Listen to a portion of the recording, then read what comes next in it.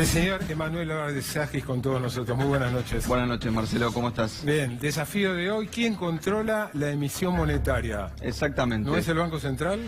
Una postilla antes, hace como 4 años que no nos vemos, ¿no? Tenemos nuevo presidente del Banco Central, nueva política monetaria y nuevo acuerdo con el Fondo Monetario Internacional. Como es muy complejo, le vamos a pedir a un especialista que nos explique en muy poquito tiempo, muy cortito, en qué consiste el nuevo acuerdo con el FMI. Lo vemos en este video. Adelante, nos concentraremos en cuestiones importantes. Cada año la brecha entre naciones pobres y ricas se hace más grande, pero el FMI insiste en calendarios de pagos de deuda poco realistas. ¿Por qué Estados Unidos debe utilizar 90% de los recursos del mundo? Argentina debe devaluar su moneda para pagar sus deudas.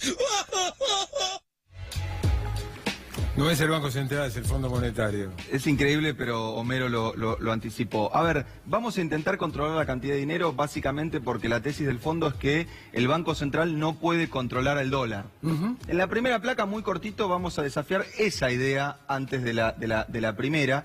Y fíjate, porque el presidente del Banco Central se encargó de avisar que estuvo las últimas semanas peleando con el fondo. Una semana manejándole el mercado y otra semana dejando el mercado libre como quería el fondo. Y mirá, ¿te referís al anterior? Al anterior, a Caputo. Y mirá en esta placa cómo evolucionó el dólar. La primera semana, Caputo, estabilidad. Segunda semana, el fondo, devaluación del 20%. Tercera semana, vuelve Caputo al ruedo, baja 3% el dólar. Cuarta semana, vuelve el FMI, sube 6%. Quinta semana, entra Caputo, baja el dólar.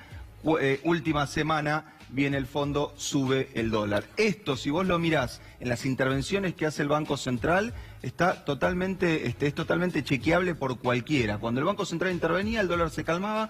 Cuando el Banco Central se corría, el dólar se volvía a mover. Y todos estábamos con cierta incertidumbre de por qué esa especie de aleatoriedad en la política. Bueno, ahora sabemos, estaban peleando el presidente del Banco Central y el fondo. Atención, portales, mañana. Emanuel Álvarez reivindica la tarea de Luis Caputo del Banco Central. Reivindico esta tarea, no la de haber tomado 100.000 millones de dólares, porque en una especie de... Eso va en la bajada. En una especie de destino trágico, casi que Cambiemos le dijo, bueno, tomaste 100.000 millones de dólares y ahora no queda un dólar, ahora anda a arreglarlo al Banco Central. Pero bueno, ahora, duró poco. Qué paradoja, ¿no? Porque Macri acude al Banco Central, esto es de conocimiento público, por sugerencia de Luis Caputo. Acude al Fondo Monetario por sugerencia de Caputo, que lo que dijo es, con el fondo nos endeudamos a tasa más baja.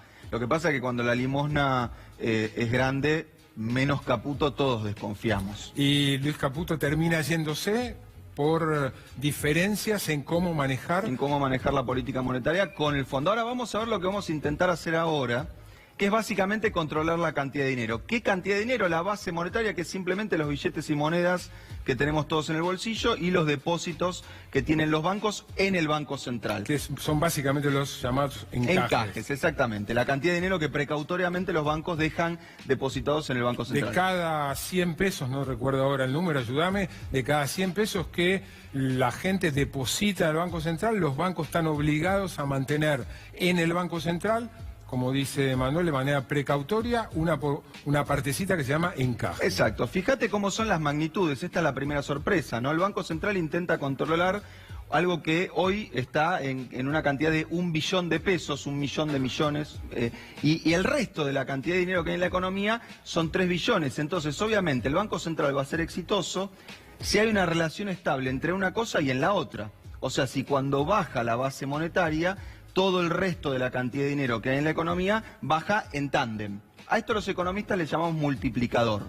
O sea, si cada peso que emite el Banco Central, el sistema financiero lo multiplica por 3, y siempre lo multiplica por 3 o por 4, como en este caso, y ese multiplicador es estable, entonces el Banco Central puede controlar la cantidad de dinero controlando la base. Esto es porque si yo te deposito a vos que sos banco, vos les prestás a alguien, ese alguien deposita, volvés a prestar y el dinero se multiplica. En esta visión tradicional, digamos, del funcionamiento del sistema financiero, básicamente el Banco Central le daría el insumo a los bancos privados y los bancos privados simplemente multiplicarían ese insumo dando más créditos. Si esa relación es estable, manejando el insumo, manejás la cantidad total de dinero de la economía. En la segunda placa, vamos a ver... Antes que pases, vamos un poquito al anterior. Volvé al anterior. La regla nueva es que lo que va a crecer cero es la partecita chiquita, el billón, solo la base monetaria. Con la expectativa de que el resto de la cantidad de dinero tampoco crezca, porque si no vos estarías controlando algo y se te estaría escapando por el costado. Ahora vamos a ver la relación entre estos dos agregados en una serie muy larga que va desde el 60 hasta el 18. Fíjate que el agregado varía entre 2 y 5. ¿Y cuándo se vuelve más inestable? Bueno, justamente cuando hay crisis. ¿Por qué? Bueno, porque cuando hay crisis, lo que muchas veces pasa es que, por ejemplo, la gente compra dólares no ya con el dinero que tiene en el bolsillo, sino por ahí con un depósito que tiene en plazo fijo. Entonces, la relación entre la base monetaria y la cantidad total de dinero puede ser estable en algunos momentos del tiempo, pero justamente la evidencia lo que indica es que es muy inestable cuando la economía es muy inestable, porque en ese momento uno empieza a revisar todas sus decisiones. Si vos tenés un plazo fijo a 12 meses, por ahí decís, che, mejor saco el plazo fijo. El plazo fijo no es base monetaria, es el resto. O sea, vos podés manejar la base monetaria, pero no la totalidad del dinero que hay en la economía. Hace más o menos 40 años que la teoría económica se dio cuenta de eso, que no puede manejar la cantidad de dinero, y por eso, en general, se intenta manejar la tasa de interés. Pero antes que lo diga yo, vamos a consultar a dos banqueros centrales sobre si es buena idea tomar este tipo de medidas. Vamos a la siguiente placa a ver la opinión de Volcker, alguien que estuvo a cargo de la Reserva Federal finales de los 70. Mirá lo que dice. Todos los economistas liberales y monetaristas nos empezaron a decir, dicen que están siguiendo la cantidad de dinero, pero tienen que aflojar. Estábamos atrapados. La economía, después de resistir meses de tasas de interés en alza, parecía haberse caído por un precipicio, así que finalmente aflojamos. Volcker está catalogado por la teoría económica como el primer presidente de un banco central que intentó aplicar prácticamente el monetarismo.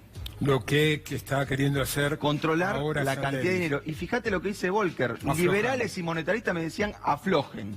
Ahora vamos a ver qué nos dice otro presidente de Banco Central.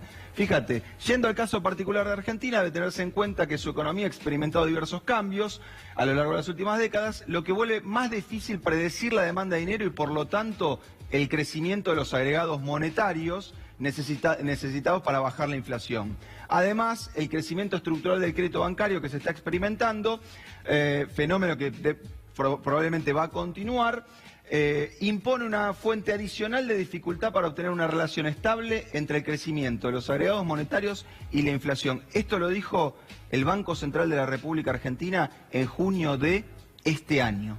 Hace nada más que 3 meses, el Banco Central de la República Argentina dijo, no conviene tomar una política de agregados monetarios porque en Argentina la relación entre cualquier agregado monetario y la inflación es muy inestable. Entonces, si nos ponemos a seguir un agregado monetario, seguramente vamos a pifiar. Conclusión, lo que quieren hacer no lo van a poder. No lo pudo hacer ningún banco central del mundo. Una vez le preguntaron al Banco Central de Canadá por qué había dejado de seguir la cantidad de dinero como objetivo. Y el presidente del Banco Central de Canadá dijo, no es que dejé de seguir a la cantidad de dinero, la cantidad de dinero me dejó de seguir a mí. Tengo un libro, terminamos como empezamos. Dale. Los Simpson y la filosofía. Ah, mirá qué lindo. Terminamos exactamente como empezamos. Un libro que discute si Homero tiene un pensamiento aristotélico y una tesis central del libro que es si los autores de Los Simpson son marxistas. ¿Por qué? Porque no hacen más que todo el tiempo, como hacía Homero recién al principio, señalarnos las contradicciones que tiene el sistema capitalista. Gracias, Emanuel. Gracias a vos. Vamos a un breve corte, auspicios, y cuando volvamos, el cierre del programa, un poquitito de arte, con una Instagramer muy joven y muy talentosa. Se llama Agnes Simon, se hace llamar en las redes Femigangsta.